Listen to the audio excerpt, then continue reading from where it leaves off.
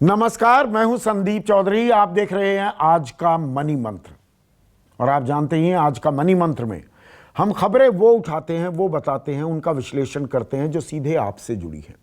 आपकी जेब, आपकी आमदनी, आपका खर्च, आपकी नौकरी, देश की अर्थव्यवस्था से जुड़ी खबरें, news that you can use, जो सीधे आपसे सरोकार रखती हैं। कोई राजनीति नहीं, कोई हिंदू मुसलमान नहीं, कोई भारत पाकिस्तान नहीं।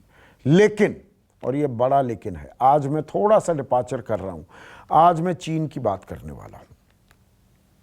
20 सैनिक हमारे शहीद हो गए चीनी हमले में। तनातनी जारी है, राजनीति हो रही है, मैं राजनीति पर बात नहीं करूंगा। लेकिन जो ये रिश्ते बिगड़ गए हैं, गोता खा गए हैं, भारत चीन के रिश्ते, उसके चलते हमारी अर्थव्यवस्था पर, आपकी जेब पर, आपकी आजीविका पर, आपके जीवन पर क्या असर पड़ सकता है, इससे जुड़ी बहुत सारी खबरें हैं। उन्हें हम तफसील से, विस्तार से, सरल सीधी भाषा में आपको बताने वाले हैं। और सिद्धार्थ जराबी से माकूल शख्स कोई हो नहीं सकता आपको ये सारी बातें समझाने के लिए। The foremost business journalist in the country हमारे साथ जुड़ चुके हैं। और सिद्धार्थ, विदाउट मच अडो, मैं सीधा खबर पर आ रहा हूं। आज मैं कोई पहले भूमिका नहीं बांध रहा हूं जी। अब देखिए क्या हो रहा है। देश भर में गुस्सा है, नाराजगी है, और होनी भी चाहिए। हमारे 20 जवान शहीद हुए हैं, बहादुर जवान। और ये हमला है, मैं इसे झड़प नहीं मानता। 2 दिन से मैं लगातार इसे चीनी हमला कह रहा हूं। अब देश में आवाजें उठ रही हैं, चीन का बॉयकॉट कर दो, चीन का सामान मत लो, चीनी सामान के पुतले जलाए जा रहे हैं। टीवी चैनल्स पर डिबेट भी हो रही है। और ये एक आयरनी भी है, डिलिशियस आयरनी नहीं कहूंगा, सिर्फ आयरनी कहूंगा सिद्धार्थ, कि नीचे पट्टी चल रही होगी वीवो की या शाओमी की, और हैशटैग होगा बैन चाइनीज गुड्स। तो चीन हमारी जिंदगी में ऐसा रच बस गया है सामानों के जरिए। ये फ्लेवर ऑफ द सीजन या फ्लेवर ऑफ द वीक ही है। ये कह देना चीन पर हम प्रतिबंध लगा देंगे, उनका सामान इस्तेमाल नहीं करेंगे, वो सामान सस्ता भी देते हैं। मैं कड़वी हकीकत भी बयां कर रहा हूं, इसीलिए आपको ये सारी बातें समझानी होंगी। बड़ी खबर, इंडियन एक्सप्रेस की खबर, Chinese firms to lose India business in railways and telecom. तो जो रेलवे के साथ करार किए हुए थे वो बंद हो जाएंगे। डिपार्टमेंट ऑफ टेलीकम्युनिकेशंस ने बीएसएनएल को, भारत संचार निगम लिमिटेड को कहा है कि भाई जो चीन से सामान मंगवा रहे थे ना 4G अपग्रेडेशन के लिए, तकनीक को जो अपग्रेड आप कर रहे थे, अब चीन से मत मंगाओ। सुनने में सुकून मिलता है कि चीन को सबक सिखाया जाए, कोई कॉस्ट इंपोज की जाए। ये हो भी पाएगा क्या? मैं कड़वी बात कह रहा हूं। बहुत से लोग, राष्ट्रीय प्रवक्ता ने कल मुझे चीन का चेयर लीडर भी कह दिया, पर मैं सवाल पूछूंगा जो पूछे जाने चाहिए और देश को समझना भी चाहिए। संदीप जी, प्रवक्ता तो आप किसी के हैं नहीं, आप सवाल पूछ रहे हैं और उसी कड़ी में आपने जो सवाल मुझसे पूछा है, इसको हम 2 भाग में बांटते हैं। पहला भाग ये है कि चीनी सामान, चीनी उद्योग, चीनी पैसा, चीनी निवेश देश के लिए, भारत देश के लिए कितना आवश्यक है। तो ये सच्चाई है कि पिछले 30 वर्ष में, 30 वर्ष पहले हमारा उनसे इंपोर्ट बहुत कम होता था। आज वो इंपोर्ट की संख्या बहुत बड़ी मात्रा में हो चुकी है, क्योंकि हमारे बाजार खुले थे और भारत ने, और इस बात को हमें समझना चाहिए और इससे हमें थोड़ा एक प्रकार से ये भी मानना चाहिए कि हमारे सिस्टम्स कहीं ना कहीं पे, जब हम हर समय ये कहते हैं नेगेटिविटी के एनवायरनमेंट में कि सिस्टम्स अच्छे नहीं थे, परंतु हमारी जो ओवरऑल एक हमने रिफॉर्म्स की नीति 90 के दशक के शुरुआत में लाई थी मजबूरी में, परंतु उसमें एक हमने कंटिन्यूटी रखी। हमने अपने अंतर्राष्ट्रीय मसौदे, WTO कमिटमेंट्स, कोई भी प्रकार की हमने जो कमिटमेंट किसी को भी दी है उसको हमने पूरा किया और उसके नाते हमारे बाजार खुले थे। आप ये भी इस बात में जोड़ लीजिए कि हमने कभी किसी पे हमला नहीं किया, हम जाके किसी की जमीन नहीं छीनना चाहते हैं। यहाँ तक कि पाकिस्तान जैसे एक परेशान करने वाले एक छोटे से देश को भी हमने इस प्रकार से कभी प्रताड़ित नहीं किया है जो चीन की नीति, और चीन केवल भारत के साथ नहीं कर रहा है, ऐसे संबंध उसके अपने हर नेबर के साथ हैं।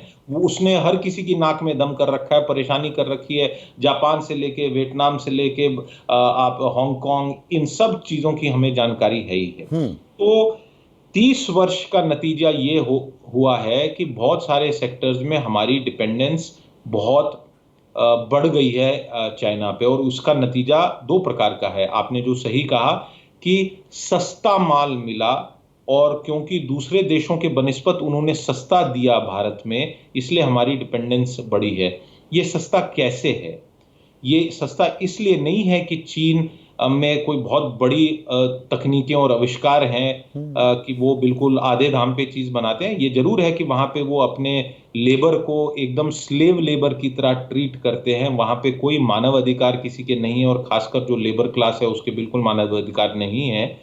तो उसके द्वारा उसका cost of production, Sandeep ji, कम है। पर दूसरी तरफ उनकी नीति के में एक पॉलिसी फ्रेमवर्क के तहत वो सेंट्रल गवर्नमेंट चाइना अपनी हर कंपनी को, चाहे वो प्राइवेट कंपनी भी हो, उसको सब्सिडी देता है, जाओ बाहर के मार्केट्स में अपनी पैठ जमाओ और वो मार्केट्स का कब्जा करो। उदाहरण देता हूं, हमारे पावर सेक्टर में भारत हेवी इलेक्ट्रिकल्स लिमिटेड, जो एक बहुत अच्छी कंपनी है, पब्लिक सेक्टर की कंपनी है, बट प्राइवेट सेक्टर से बड़ी कंपटीशन देने वाली एक कंपनी है, बहुत अच्छा माल बनाती है। विदेशों में भी BHEL की, अफ्रीका में जहां जहां और अलग कंट्रीज में सामान लगा हुआ, ये माना जाता है कि BHEL का सामान बहुत लंबे समय चलने वाला सामान है। उस BHEL को इंडियन पावर प्लांट से लगभग चाइनीज ने टरबाइन बिजनेस में बाहर कर दिया। और ये एक खबर है, मैं बीच में जोड़ रहा हूं, बीच में एक खबर को जोड़ दूं, क्योंकि आपने पावर सेक्टर की बात की। ये देखिए, बिजनेस स्टैंडर्ड की खबर है, from thermal to solar China dominates India power sector. हमारी ऊर्जा सेक्टर में, हमारे बिजली की जो खपत है उसमें चीनी हाथ है। आप लोगों को मालूम नहीं होगा, हम बड़ी फोन्स की, टीवी की बात करते हैं, बहुत अहम बात कह रहे हैं यहाँ पर सिद्धार्थ। और यहाँ पर आपको बता दूं, Chinese firm supply equipment for 78% of India's solar power project market. Solar power आजकल न्यू बज़वर्ड है, और वहां पर 78% माल चीनी कंपनियां सप्लाई करती हैं। और संदीप जी, ये 78% केवल इंडिया पे नहीं लागू है। अगर आप बाकी कंट्रीज में जाएंगे तो मैं आपको बिना नाम लिए, मतलब नाम क्या इसमें बताने में कोई हर्जा नहीं है, आप लैटिन अमेरिका और अफ्रीका में घूम के देख लीजिए, वहां तो 100% है सब कुछ चाइना। यानी कि इथियोपिया में, संदीप जी, ये हमारे दर्शकों को शायद आश्चर्य होगा इस बात से, मैं जब गया था एक बारी, तो वहां इथियोपिया में मैंने पाया कि जो विश्व के सबसे बढ़िया रोजेज हैं, गुलाब के फूल हैं, वो एक इंडियन फर्म बनाती है। एक अपने आंध्र प्रदेश के एक परिवार है, करतूरी उनको कहते हैं, उनकी कंपनी का नाम करतूरी ग्लोबल है। वो विश्व भर में रोज बिजनेस में सबसे ज्यादा डोमिनेंट है, उनका बहुत बड़ा मार्केट शेयर है, और एक एक गुलाब का फूल इनका इतना बड़ा बड़ा खुशबूदार है। और इथियोपिया में उनके हजारों एकड़ में ये प्लांटेशन लगी हुई है। परंतु इथियोपिया में आप बाकी अगर ढूंढ ले तो वहां उनकी पार्लियामेंट, वहां उनके स्ट्रक्चर्स, सरकारी बिल्डिंग्स, ब्रिज, स्कूल, अस्पताल अफ्रीका में भरे पड़े हैं जो चाइना ने कर रखे। इसलिए चाइना एक्चुअली बाकी देशों में इंडिया से ज्यादा डोमिनेट करता है। BHEL के उदाहरण को अगर आगे बढ़ाएं, और आपने बहुत अच्छी बात की कि जो अभी इमर्जिंग सेक्टर है सोलर पावर का, उसमें जो सोलर पैनल एक मेन इक्विपमेंट है, वो इतनी सस्ती बनाता है। और संदीप जी, मैं जानता हूं कुछ मैन्युफैक्चरर्स ने इंडिया में उसको बनाने का प्रयास किया और ऐसा नुकसान झेलना पड़ा, क्योंकि इतनी सब्सिडी देती है चाइनीज गवर्नमेंट अपनी कंपनीज को कि जिसका अनुमान नहीं है। और आप जानते हैं कि हमारे यहाँ ईज ऑफ डूइंग बिजनेस के नाम पे कुछ समय पहले तक कंपनीज के साथ क्या बुरा हाल किया जाता था। और ये सोलर पैनल की जो बात है ना, इसमें एक और चीज टाइमलाइन की मैं आपसे ना स्पेसिफिकली सिद्धार्थ टाइमलाइन पूछूंगा कि देखिए, हम आत्मनिर्भरता का जो दम भर रहे हैं, और आत्मनिर्भर होना चाहिए, क्यों ना हो, लेट्स स्टैंड अप। एक अखबार आपके पास भी आज, उसकी हेडलाइन भी कुछ ऐसी ही है कि हमें खड़ा होना होगा। जी जी, आपने क्योंकि उसका उल्लेख किया तो ये मैं प्रयास करता हूं हमारे दर्शक अगर देख पाए, ये मिंट अखबार है, Hindustan Times. It's time to stand up. It's time to stand up. और इसमें बहुत बढ़िया तरीके से इन्होंने अलग अलग विशेषज्ञों के उनके छोटे छोटी टिप्पणियां ली हैं। जैसे मैं एक अगर बिल्कुल ही रैंडम तरीके से एक इसमें से पढ़ के बताता हूं, तो अभय कुमार दुबे जी कहते हैं, this is also an absolute failure, the kind of situation has never been if China starts encroaching. यानी इन्होंने बहुत सारे लोगों के ये व्यूज लिए हैं और ये कहा है कि हमें अब अपने पांव पे खड़ा तो होना अपने पड़ेगा। पांव पर जो खड़े होने की बात कर रहे हो, देखिए आपने सोलर पैनल की बात की, यहां जी। पर गौतम अडानी का भी एक बयान दिया गया है। वो सोलर एनर्जी सेक्टर में घुस गए हैं। वो कह रहे हैं कि हमें 3 से 5 साल अभी लगेंगे चीनियों को खदेड़ने में या उनसे आगे निकलने में। बिल्कुल बिल्कुल बिल्कुल बिल्कुल। In fact not only Gautam Adani, अगर आप अनिल अग्रवाल जी जो वेदांता के मालिक हाँ हैं बिल्कुल, उनका भी देखें, तो उन्होंने ये कहा कि मैं बीएचईएल जो पावर बिजनेस है, मैं आप बीएचईएल को मुझे दे दीजिए, इस प्रकार की एक उनकी एक स्टेटमेंट थी। और देखिए मैं क्या करूंगा। और आप जानते हैं कि उन्होंने जो विनिवेश में कंपनीज खरीदी थी बहुत वर्ष पहले, भारतीय जनता पार्टी अटल बिहारी वाजपेयी जी की सरकार के दौरान, हिंदुस्तान जिंक और भारत एल्युमिनियम कंपनी लिमिटेड बेल्को, आज वो दोनों कंपनीज कितनी बड़ी कंपनीज हैं, कितनी हजारों नौकरियां उन्होंने क्रिएट की हैं। जिन क्षेत्रों में वो काम करते हैं वहां पे आसपास के क्षेत्रों का एक प्रकार से पूरी चेहरा बदल चुका है। और वो तेल का भी खनन कर रहे हैं, राजस्थान में एक अग्रणी कंपनी है। तो ऐसे बहुत सारे उदाहरण हैं जिसमें हमें घंटों लग जाएंगे। और मैं भी आपको नहीं नहीं, मैं इसीलिए I would want you to be crisp Siddharth. आप कह रहे हैं कि पावर सेक्टर का जिक्र किया, अब जैसे रेलवे में है, टेलीकॉम की बात सरकार ने करते कहा हैं। कि रेलवे में चीनियों की हम दखल नहीं लेंगे, ये हो पाएगा क्या? एक दो उदाहरण फटाफट बताता हूं और फिर आपका अगला विषय लेते हैं।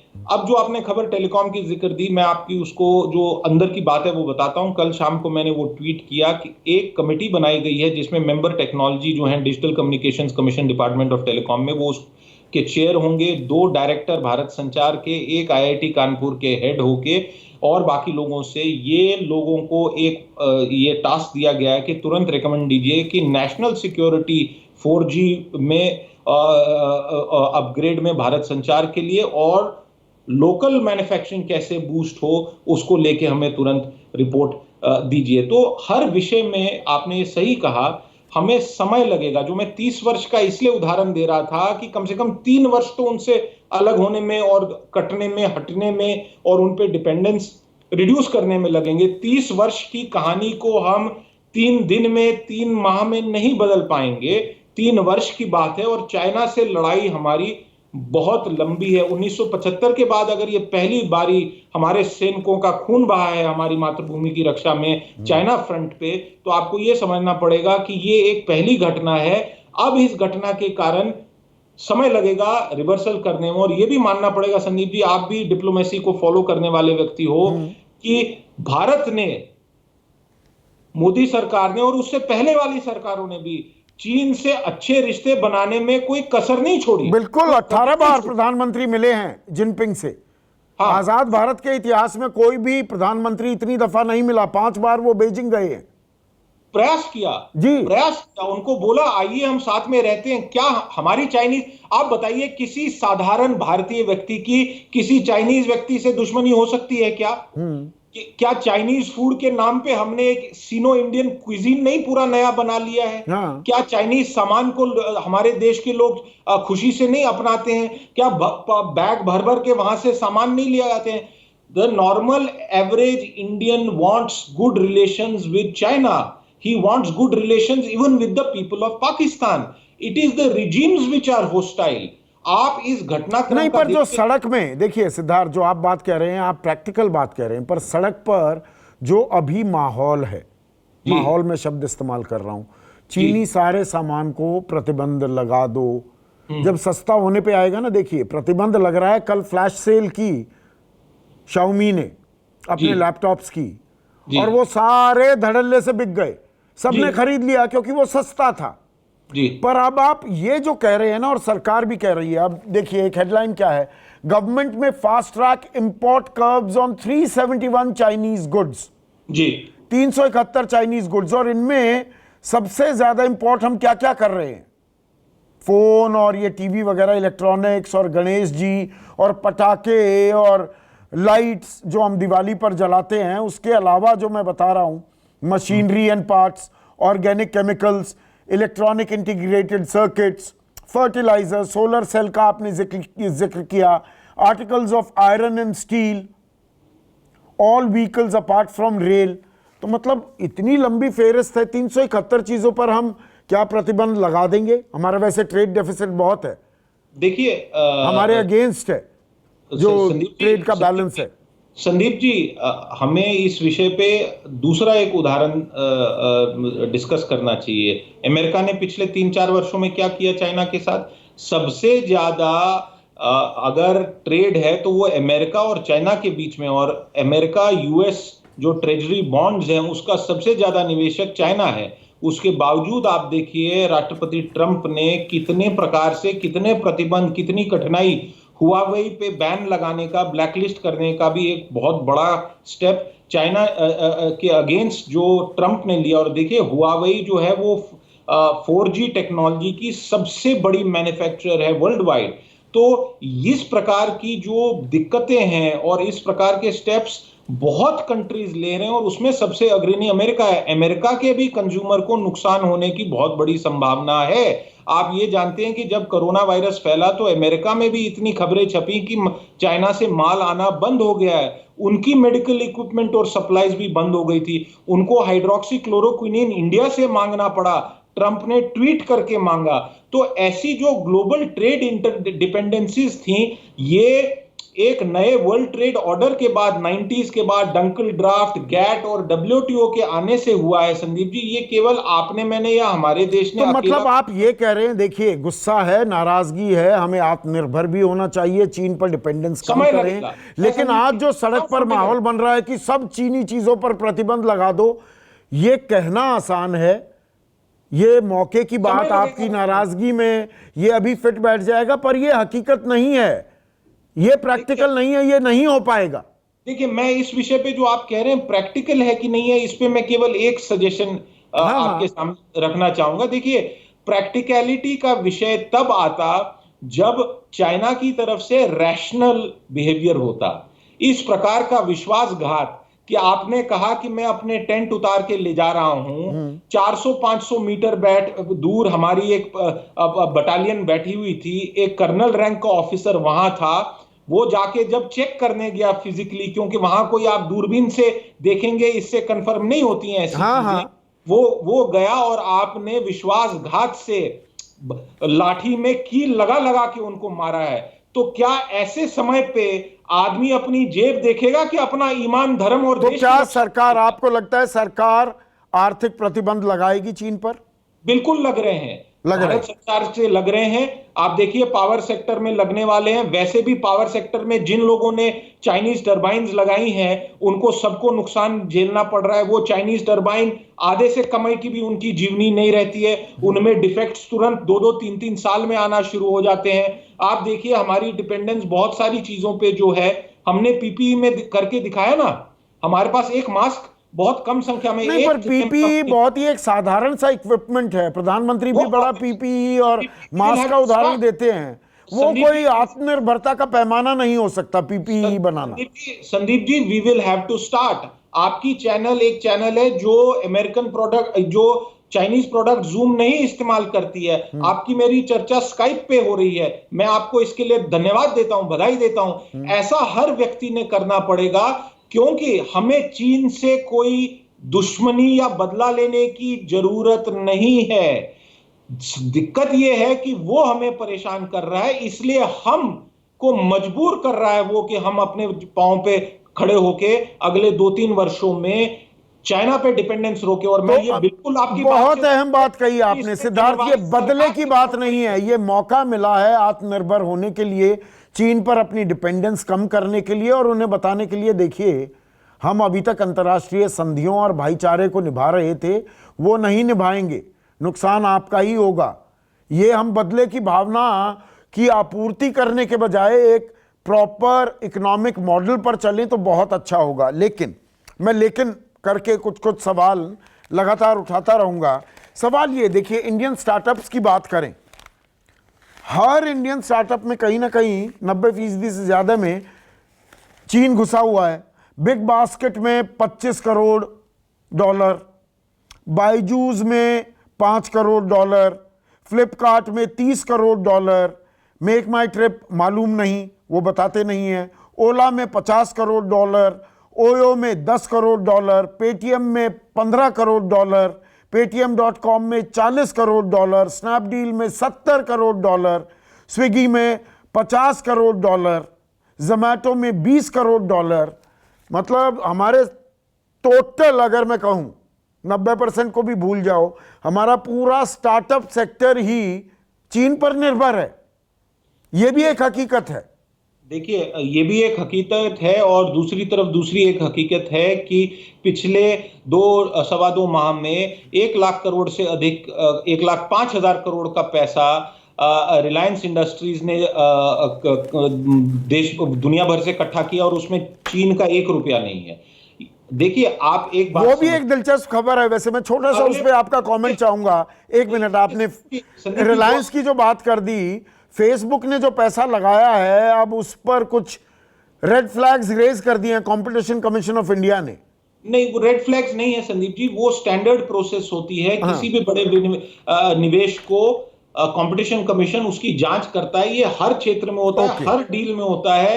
Competition commission of India clearance of any investment M&A transaction is mandatory under the competition commission act. मुझे नहीं पता कि ये खबर में थोड़ा मिर्च मसाला क्यों लगाया नहीं, बहुत सारे अखबारों में आई, तो क्योंकि मुझे मालूम है आप अंदर की जानकारी रखते हैं, मैंने कहा आपसे ये पूछ लूं मैं। ना आपने लिखी खबर ना मैंने लिखी, इसलिए उसको एक तरफ छोड़ते हैं। जो आपने एक बढ़िया विषय उठाया उसकी जानकारी अपने दर्शकों से साझा करते हैं। देखिए, चाइना में बैट है, और मैं वो बैट नहीं कह रहा हूं चमगादड़ जिसको वहां खाया जाता है।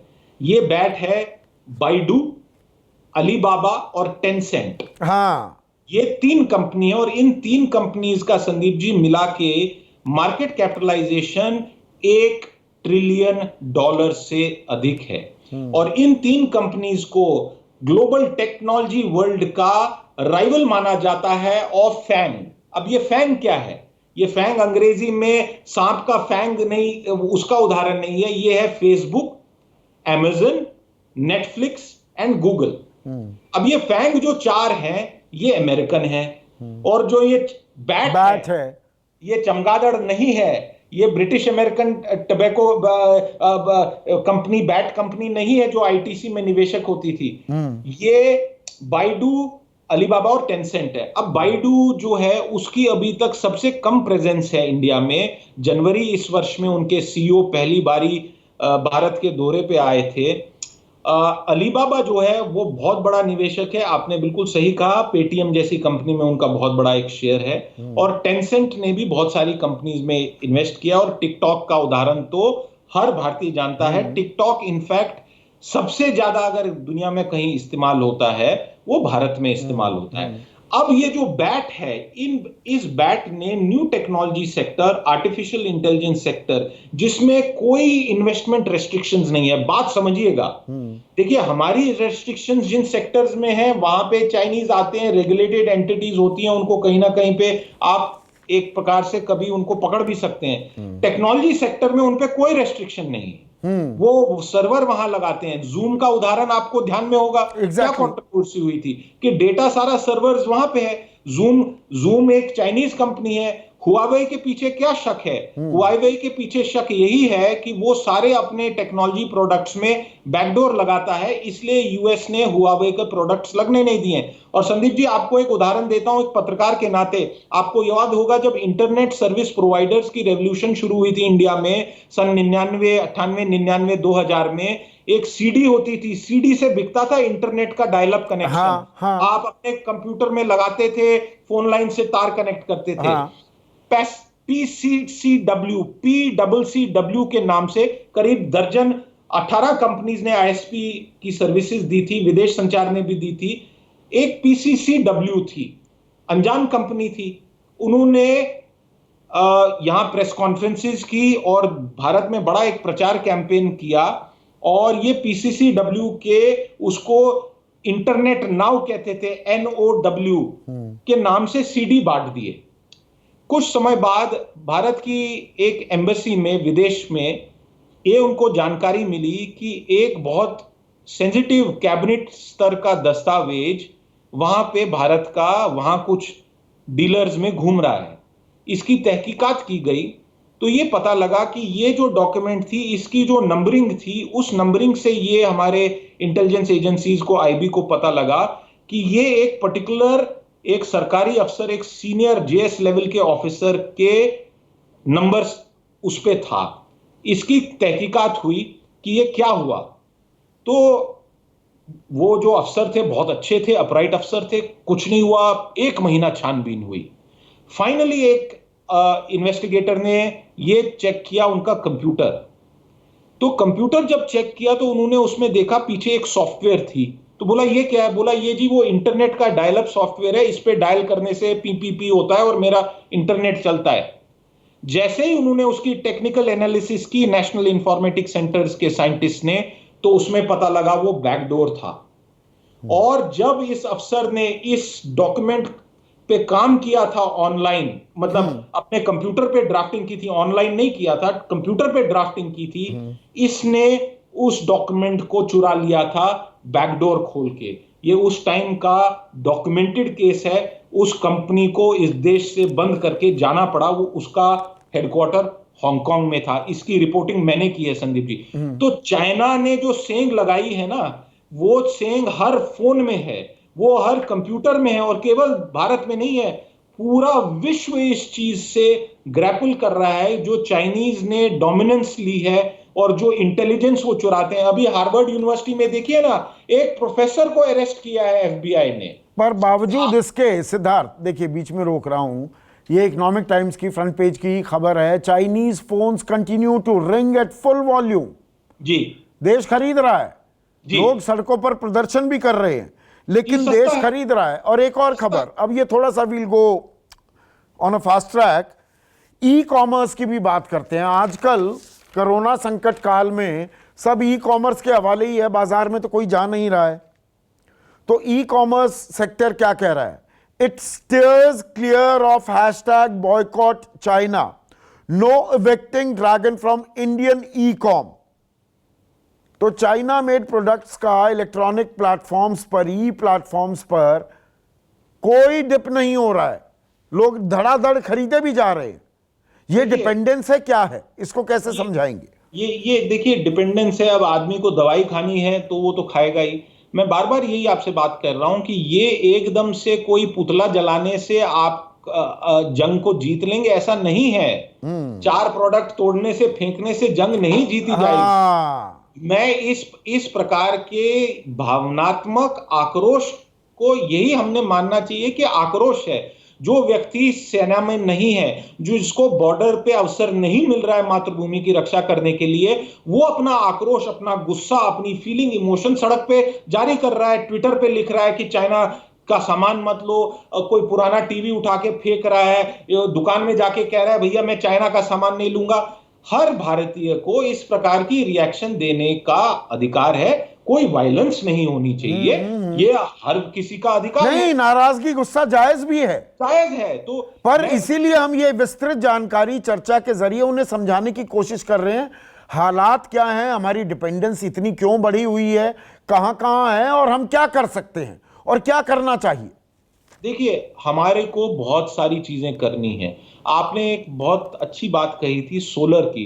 क्या आपको जानकारी है? I am sure you know, हमारे कई दर्शकों को पता होगा, पर मैं पूछ रहा हूं ये सवाल, क्या हमें ये जानकारी है कि थोरियम सैंड्स जो हैं उसमें भारत वर्ल्ड का सबसे ज्यादा थोरियम सैंड्स डिपॉजिट बिल्कुल है, और थोरियम सैंड से कितनी एनर्जी प्रोड्यूस हो सकती है, इसके पूरा रिसर्च है, साइंस है, सारा कुछ डेवलप हो रखा है। क्यों नहीं हम थोरियम सैंड डेवलपमेंट से अपनी एनर्जी की डिपेंडेंस कोयले से और ये जो इस प्रकार के चाइनीज इंपोर्ट्स हैं इससे कम क्यों नहीं कर पा रहे हैं? 15-20 वर्षों से इस पे रिसर्च पड़ी हुई है, सरकार के पास, विभागों के पास पड़ी हुई है। इस पे काम क्यों नहीं हो पाता है? आप जानते हैं कि राजस्थान के रेगिस्तान में दुनिया के सबसे बड़ा जखीरा है थोरियम का। मैं क्या हम कोयले की भी, थोरियम की आपने बहुत ही माकूल उदाहरण दिया सिद्धार्थ, कोयले की भी बात करो, सारा तो चीन से ही आ रहा है। हमारे पास यहाँ पर दुनिया भर की खाने हैं, पर हमारा कोल ब्लॉक एलोकेशन में घोटाले घपले, हम उन्हीं चीजों में फंसे रह जाते सुप्रीम हैं। कोर्ट ने कैंसिल कर दिया संदीप जी बिना पूछे। हाँ, टेलीकॉम लाइसेंस कैंसिल कर दी, कोल लाइसेंस कैंसिल कर दी। बाद में क्या मिला? ट्रायल कोर्ट ने बोला जी कोई स्कैम ही नहीं था। और हाँ, नतीजा क्या हुआ? नतीजा यह हुआ कि आपने उद्योग को साफ कर दिया। बिल्कुल। फिर माइनिंग हुई, फिर जयराम रमेश जी ने काम किया, जयंती नटराजन जी के काम का उल्लेख मैं करूंगा ही नहीं।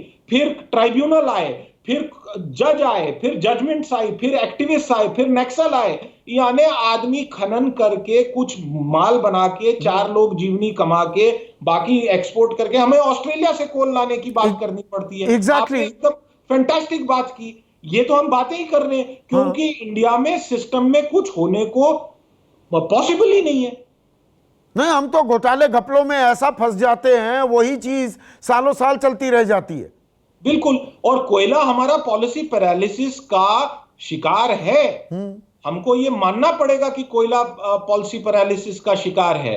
कितनी नौकरियां बन पाती? क्या अब आप देखिए, इस अपनी सरकार ने अभी, मोदी सरकार ने कुछ समय पहले कोयले के मामले में काफी लिबरलाइजेशन की है, पर उसको रिजल्ट आने में संदीप जी समय लगेगा। और अभी जब इकोनॉमिक डाउनटर्न है तो ऐसे रिफॉर्म्स का कई बार नतीजा आने में ज्यादा समय लगता है। इसलिए मैं बार बार कह रहा हूं, आपने मुद्दा चाइना का उठाया तो हम सब लोग एकदम से खड़े हो गए, हमारे हृदय में देशभक्ति की भावना बढ़ गई, गुस्सा है, खून उबल रहा है और कह रहे हैं कि आओ भैया तुमको निपट लेते हैं। पर उसमें समय लगेगा संदीप जी, 30 साल समय से लगेगा। मैं दो छोटी खबरें और मैं प्रोवोकेटिव सवाल पूछ रहा हूं आपके जरिए, दर्शकों से दरअसल ये सवाल पूछ रहा हूं, जवाब मैं आपसे ले रहा हूं। एक खबर यह है, कंप्यूटर मेकर्स से India needs to do more to compete with China, कि अगर चीन से लड़ाई लड़नी है, आर्थिक लड़ाई लड़नी है, तो हमें और कदम उठाने होंगे और सुधार करने होंगे। HP and Lenovo highlight lack of sops for local manufacturing of PCs, कि आप सॉफ्ट्स तो हमें देते नहीं हैं, हम यहां पर माल कैसे बनाएं, तो चीन से माल आ रहा है। यह लगभग हर सेक्टर में दुविधा है। मैं कंप्यूटर्स का एग्जांपल लेकर आपसे सवाल पूछ रहा हूं। मैं आपको अब एक एग्जांपल देता हूं।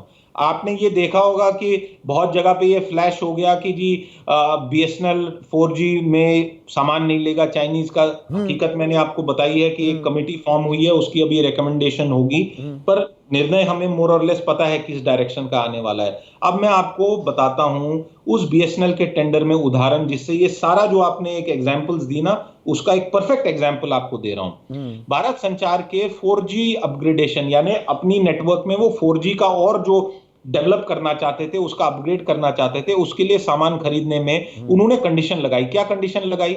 कंडीशन ये लगाई कि आपको 1 मिलियन लाइंस पहले से सप्लाई किया होना चाहिए और इतने हजार करोड़ की बिजनेस की होनी चाहिए इंडिया में। जब ये कंडीशन लगी तो इसमें क्वालिफाई कौन करेगा? तो ये पता लगा कि इसमें क्वालिफाई केवल हुआवे ही करता है।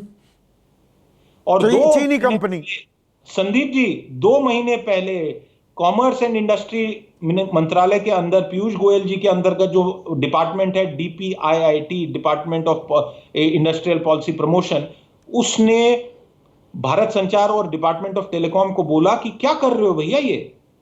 कुछ दिन पहले DOT भी जागा इस विषय पे, और इसलिए ये कमेटी अब इस भारत संचार की टेंडर कंडीशन को बड़े क्लोजली देखी जाएगी कि ये क्यों ऐसी कंडीशन डाली जा रही थी जिसमें इंडिया का कोई मैन्युफैक्चरर क्वालिफाई नहीं कर पाता।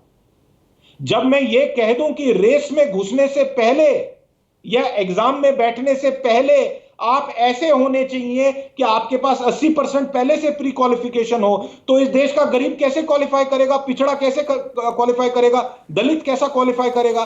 तो इसी प्रकार से ये टेंडर कंडीशन ऐसी बनाई गई कि ये हुआवे को फेवर करे। ये तो आप मानिए कि भाग्य है कि चाइना के इस हमले के कारण लोगों की आंखें खुली हैं सरकार में, नहीं तो मैं आपको दर्जनों और एग्जाम्पल्स दूंगा। आपने बहुत बहुत अहम पॉइंट उठा दिया। मैं थोड़ा और बढ़ा रहा हूं कार्यक्रम की ड्यूरेशन। ये सिर्फ टेलीकॉम सेक्टर की बात नहीं है, हुआवे के लिए ये आप कर रहे हैं, क्या ऐसी कंडीशंस क्यों लगा रहे हैं कि हुआवे एक चीनी कंपनी अप्लाई कर पाएगी? दरअसल जो वुहान से कोरोना वायरस, अब मैं बिल्कुल एग्जाम्पल थोड़ा सा पलट रहा हूँ, हुआवे से वुहान से ये वायरस गया इटली। इटली में चीन ने ज़बरदस्त निवेश किया और वहाँ के निज़ाम को भी बड़ा प्यार आ गया चीन पर। उन्होंने बहुत सारे कानून रिलैक्स भी कर दिए और हुआ ये कि बहुतेरी कंपनियों पे चीनी कब्जा आ गया। Correct me if I am wrong, अगर मैं पूरी खबर ढंग से नहीं समझाऊं तो सिद्धार्थ। भारत ने भी ऐसा किया है। हमारी भी फॉरेन पोर्टफोलियो इन्वेस्टमेंट की बात करें, हमने इटली से सबक नहीं सीखा। 31 दिसंबर 2019, आज से 6 महीने पहले तक 774 करोड़ रुपए का निवेश था एफबीआई के जरिए चीन का, और 31 मार्च 3 महीने में यह बढ़कर 3,257 करोड़ हो गया। एचडीएफसी बैंक जैसी कंपनी में चीनियों की हिस्सेदारी हो गई। यह भी हुआ है, हमने आंखें बंद की हैं, इसमें भी कोई शक नहीं। संदीप जी, अब समय ये आ चुका है कि हमें अपनी फॉरेन इन्वेस्टमेंट पॉलिसी, जो मैं बार बार कहता हूं कि बहुत ही मैच्योर, ओपन और ट्रांसपेरेंट इकोनॉमी को दर्शाने वाली पॉलिसी हैं, और बहुत कम कंट्रीज हैं वर्ल्ड में जिनने अपनी फॉरेन इन्वेस्टमेंट पॉलिसी इतनी लिबरल रखी है, और चीन ने तो बिल्कुल ही नहीं रखी है बाय द वे। तो अब हमें उसमें एक चैप्टर जोड़ना पड़ेगा हमारी फॉरेन ट्रेड पॉलिसी में, फॉरेन इन्वेस्टमेंट पॉलिसी में, और वो चैप्टर सिंपल है, नेशनल सिक्योरिटी एक्सेप्शन क्लॉज।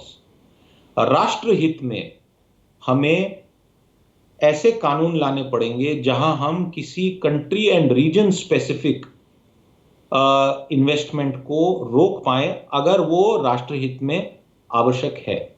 मैं आपको एक और एग्जांपल दूंगा। आपने खबर पढ़ी होगी 1 दिन पहले कि जी एक दिल्ली से मेरठ का वो बाईपास बन रहा है और उसमें चीनी कंपनी टेंडर ली गई, एलएनटी उसमें पीछे रह गया मात्र 40-50 करोड़ की फर्क से। अब इसकी जो प्रेस स्टेटमेंट आई, और तभी हम बार बार कहते हैं कि अच्छा है सोशल मीडिया पे खबर की आपको जानकारी मिलती है, बट जानकारी को डेप्थ में जाने के लिए थोड़ा बहुत पुराने हम जैसे लोगों की भी बात चार सुन लीजिए। पुराने चावलों से भी थोड़ा सा मुखातिब होना चाहिए। अब जो उसकी प्रेस रिलीज इशू हुई, और वो मैंने उसको अपने ट्विटर पे पूरी प्रेस रिलीज को एज इट इज जारी किया, उसमें लास्ट पैराग्राफ क्या है? वो पैराग्राफ ये कहता है कि अभी तक टेंडर जो by the way final award नहीं हुआ है, L1 फाइनेंशियल बिड क्वालिफिकेशन उस चाइना की कंपनी STEC के नाम से जो है वो L1 आई है, LNT L2 आई है, ये सच्चाई है। अभी टेंडर दिया नहीं गया है, बट उसमें उस भारत सरकार की प्रेस रिलीज में लास्ट पैराग्राफ ये लिखा गया कि ये ADB, एशियन डेवलपमेंट बैंक की फंडिंग के द्वारा प्रोजेक्ट एग्जीक्यूट किया जा रहा है, और ADB फंडिंग की कंडीशन, और वैसे वो सब मल्टीलैटरल फंडिंग की कंडीशंस होती हैं, वर्ल्ड बैंक की भी कंडीशन होती है कि आप कंट्री स्पेसिफिक डिस्क्रिमिनेशन नहीं कर पाएंगे। तो उसमें से उस चाइनीज कंपनी को आप ऐसे नहीं बाहर फेंक पाएंगे, आपको वो पूरा टेंडर स्क्रैप करना पड़ेगा और उसमें नए क्लॉजेस लगाने पड़ेंगे। अगर आपने इस प्रकार का काम किया तो ADB आपकी फंडिंग वापस ले लेगा। ऐसा बहुत और केसेस में हुआ है। इसलिए हमें बार बार जो मैं आपसे कह रहा हूं कि हम इमोशनली रिएक्ट करें, मैं इसको जायज मानता हूं, बट अब हमें लीगली अपने कानून तुरंत बदलने पड़ेंगे जिसमें हम राष्ट्रहित, राष्ट्र सुरक्षा के स्पेसिफिक क्लॉजेस लगाएं। एंड बाय द वे, ये मैं कोई अपनी चीज नहीं बता रहा हूं, अमेरिका जैसी ओपन एंड ट्रांसपेरेंट इकोनॉमी में भी नेशनल सिक्योरिटी नहीं, राष्ट्रहित सर्वोपरि होने चाहिए। हम अपने हित नहीं साधेंगे तो कोई और थोड़ा आकर हमारे हित साधेगा। अब दो चीजें जो आप कह रहे हैं वो बिल्कुल सही। अब दो उदाहरण मैं दे रहा हूं दर्शकों के लिए भी, और आप उस पर कंक्लूडिंग टिप्पणी करिएगा। जब हम चीन पर गुस्से का इजहार करते हैं, सड़कों पर प्रदर्शन करते हैं, तो मैं दर्शकों आपको ये भी बता दूं, IPL क्रिकेट मतलब जुनून है इस देश में, एक रिलीजन है, एक धर्म है। अब IPL का चीफ स्पॉन्सर कौन है? वीवो। ये तो चीनी कंपनी है। पहले बाइजूस था, बाइजूस में भी मैंने आपको बताया स्टार्टअप है, उसमें चीनी पैसा लगा हुआ है, और ये 5 साल के लिए 2,199 करोड़ का करार किया है, तो या तो बीसीसीआई हटाए उसको स्पॉन्सरशिप से, पैसा उसका वापस करे, या अगर नहीं करते तो दर्शकों क्या आप आईपीएल देखना बंद कर दोगे जो आप सड़क पर उतर रहे हैं? ये मैं सवाल आपसे पूछ रहा हूं। चीन पर नाराजगी है, गुस्सा है, चीन को सबक सिखाया जाना चाहिए। मैं मानता हूं हमें कॉस्ट इंपोज करनी चाहिए, पर हम क्या करने को तैयार हैं? ये नहीं 2 दिन के लिए गुस्सा हुए, तीसरे दिन आईपीएल बैठकर देखने लगे। चीफ स्पॉन्सर वीवो है। और दूसरा, सिद्धार्थ, हमारे केंद्रीय मंत्री रामविलास पासवान भी कूद गए हैं और वो कहते हैं देखिए जॉर्ज फर्नांडिस तो 98 में भी बोल गए थे, सदन के पटल पर बोले थे, बड़ा हल्ला मचा था, वापस लेना पड़ा था बयान। उन्होंने कहा था कि चाइना एनिमी नंबर 1 है भारत का। बिल्कुल। और आप और मैं उस टाइम पत्रकारिता में थे। अब रामविलास पासवान कह रहे हैं कि देखिए हर घर में गणेश जी है हमारे, तो गणेश जी पूजे जाते हैं, पर गणेश जी चीन से क्यों लाए जा रहे हैं? देखिए तो हम गणेश जी भी चीन से लेकर आएंगे। मैं ये दर्शकों से ये सवाल है, देखिए ये हम कर रहे हैं, क्या हम करना बंद करेंगे? क्या हम तैयार हैं? संदीप जी, अब आपका कंक्लूडिंग कमेंट सिद्धार्थ जी। आपके शो पे मैंने ये बार बार 10 बार ये विषय उठाया है कि $400 बिलियन का हम आईसीटी का सामान विदेश से लाते हैं। हाँ। देखिए, लोगों का पैसा हमारे देश में लगे तो अच्छी बात है, क्योंकि तोते की गर्दन हमारे हाथ में आ जाती है। जब किसी का पैसा लगा होता है तो वो आदमी आपके कंट्रोल में आता है। इसकी हकीकत समझिए। विषय क्या है? विषय ये है कि क्या आप इंपोर्ट से ला रहे हो सामान, की उस कंपनी को आप ये कह रहे हो आओ हमारे देश पधारो, कोई दिक्कत नहीं है, बट प्लांट यहां लगाओगे, नौकरी इंडियन को दोगे और सामान यहां पे बेचोगे, जो एक्सपोर्ट करोगे वो बहुत अच्छी बात है। जैसे नोएडा में जहां मैं बैठा हूं, सैमसंग की फैक्ट्री है, सबसे ज्यादा फोन बनते हैं, भारतीय कर्मचारी हैं, टॉप मैनेजमेंट कोरियन है, बाकी सब कुछ तो इंडियन है। एग्जैक्टली। तो हमें यह कहना पड़ेगा कि बहिष्कार इस प्रकार से इमोशनल लेवल से कुछ नहीं होने वाला है। हमें स्ट्रेटेजिकली और संयम से यह कहना है कि आओ अपना पैसा लगाओ, क्योंकि जब आपका पैसा लगा है तो आप इंडिया के हित में ही करोगे, बोलोगे, नहीं करोगे तो नुकसान झेलोगे। आपको अगर वापस भागना पड़ा तो फैक्ट्री और जायदाद यहां छोड़ के जाओगे। अभी इस प्रकार से जो ये कैंसिलेशंस की डिमांड हो रही है संदीप जी, ये थोड़ी सी, मैं ये कहूंगा कि इग्नोरेंस की बात है। कारण ये है कि वो पैसा नुकसान हो जाएगा और उसके बदले पैसा डालने वाला कौन आएगा आपके पास अभी इस समय पे? इसीलिए तो आपको आज बुलाया था सिद्धार्थ। जो बात आपने समझाई है दर्शकों को ये समझ में आए। गुस्से में, नाराजगी में हम बात ठीक कर रहे होते हैं लेकिन अंदाज गलत हो जाता है। दूसरे का पैसा अंदर करिए, हाँ लाइए कि पैसा इन्वेस्ट करिए ना, यहाँ पर प्लांट लगाइए, आप चीनियां लगाइए ना, यहाँ पर प्लांट लगाइए, पर इंपोर्ट नहीं होने देंगे। वो डिपेंडेंस को हम कम करेंगे। तो हमें अपनी नाराजगी, अपने गुस्से को भी चैनलाइज करना होगा तरीके से। बहुत बहुत शुक्रिया सिद्धार्थ। सरल भाषा में आपने पूरी की पूरी गुत्थी सुलझाई है दर्शकों के लिए। आज का मनी मंत्र में बस इतना ही। नमस्कार।